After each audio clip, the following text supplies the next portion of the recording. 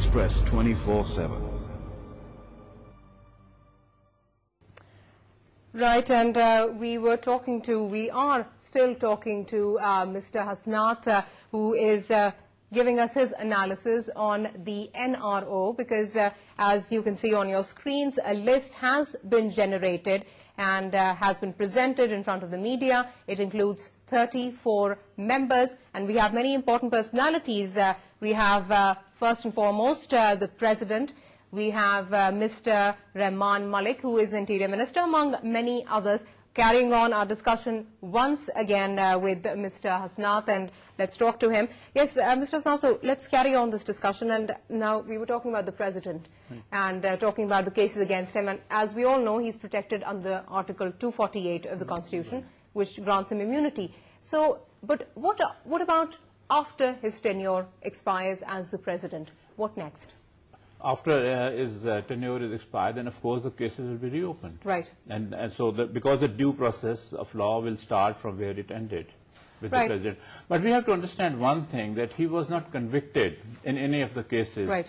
Because if he had been convicted in any of the cases, then the question would have arisen that can a convicted person be elected as the President of Pakistan to begin with? Right. But that was not the case. Right. Okay, let's talk about the flip side of the situation. As we all know, that the Prime Minister, as you rightfully put it, has given very clear indicators that these people should resign. What if these people decide not to resign? There'll be crisis in the government, I think. There'll be crisis in the parliament, and there'll also be crisis politically. And I think the civil society, as I said before, the people of Pakistan are not accepting that, simply because it violates the basic rules of the law. Everybody is equal before the law. Right. What about those thousands of other people whose cases are still pending in the courts, and they are not covered by NRO? Right, absolutely.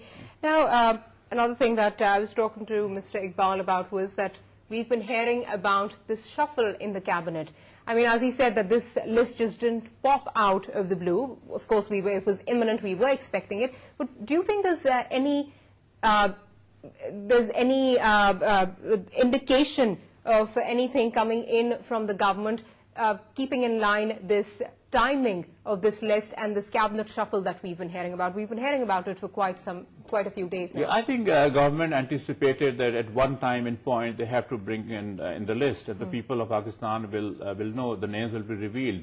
And reshuffle, my guess is in preparation for that. Right, and what about these bureaucrats? We have Mr. Shamsul Hassan, Wajid Shamsul Hassan, who's the High Commissioner to Britain. He's the ambassador to Britain, and we also have Mr. Hussain Haqqani, who also holds a very important ambassadorship. So, what about these people? You know, they are not serving bureaucrats. They are appointed. They are on appointed positions, and their position is the same as the cabinet members. So they can voluntarily leave their positions. They can volunteer, but these cases would still be opened against them, and they would have to contest these cases. Sure, definitely. You know, unless the Supreme Court decides otherwise, unless the Supreme Court accepts the NRO as such. Now, I mean, we've been talking about these resignations, and of course, these do seem like they're in the pipeline. What about the country politics following these resignations? We're going through a very tough time as it is. We have the war on terror.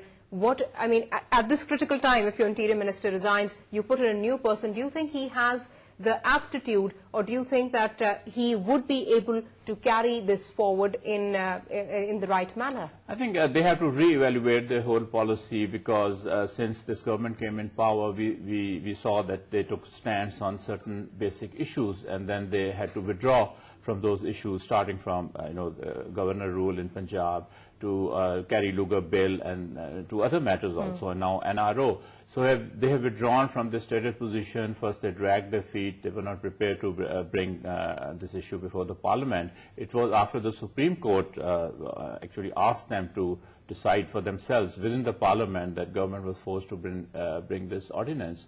So it's another setback for the government, and I think they have to re-evaluate. They have to sit back and really discuss the whole matters, that where things are going wrong, and they have to reorganize everything together. I mean, the Pakistan the Pakistan Muslim League, and both the N and the Q leagues, I mean, they have been in the opposition, and PMLN has always been saying that we're going to be healthy opposition. We're going to support the government, and we're not going to go for midterm elections. But keeping this in view and keeping Mr. Iqbal's statements in view when he said all these people should resign, do you think midterm elections might be in the pipeline?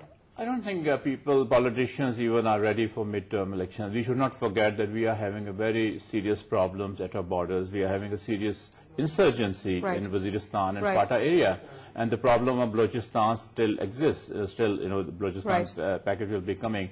So there are so many problems, and of course the economic conditions and so. So I don't think it's in anybody's interest to ask for midterm elections because of these situations, but nevertheless there will be a lot of pressures on this government to mend their policies and to mend their ways. And now we do know that all these people on the list have been put on the exit control list and they cannot leave the country. What about people who are already abroad? Well, they are already abroad, so they are beyond the jurisdiction of at least. No, but what can the government do in that regard? Just ask them to come and face the courts. A court can call them back.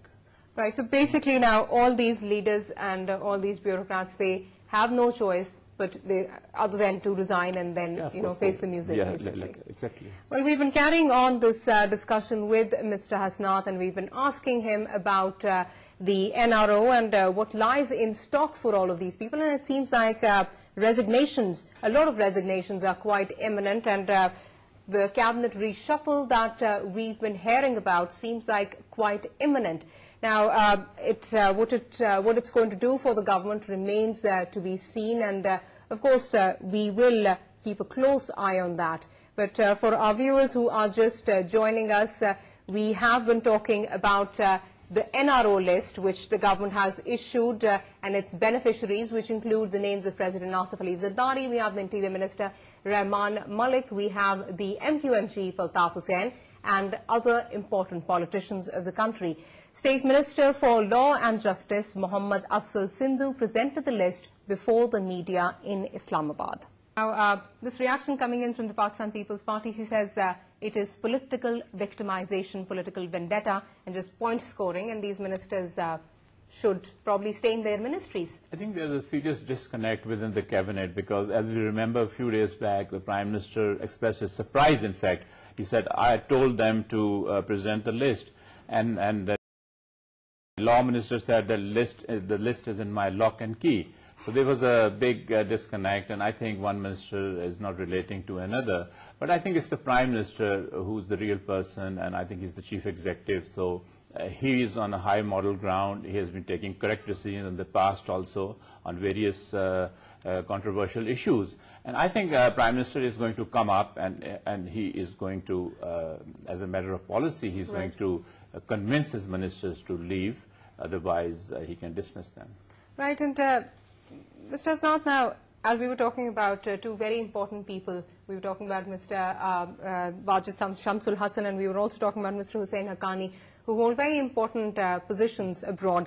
What kind of a message are we giving the people living abroad, our coalition partners and foreigners, that what kind of an image are we portraying of these ministers, that they are involved in such high-level cases and yet they hold very key positions? And plus with Transparency International's report. Right, absolutely. Just few Not days to forget back, that, absolutely. Just few days back, that Pakistan was graded as one of the most corrupt country in the world.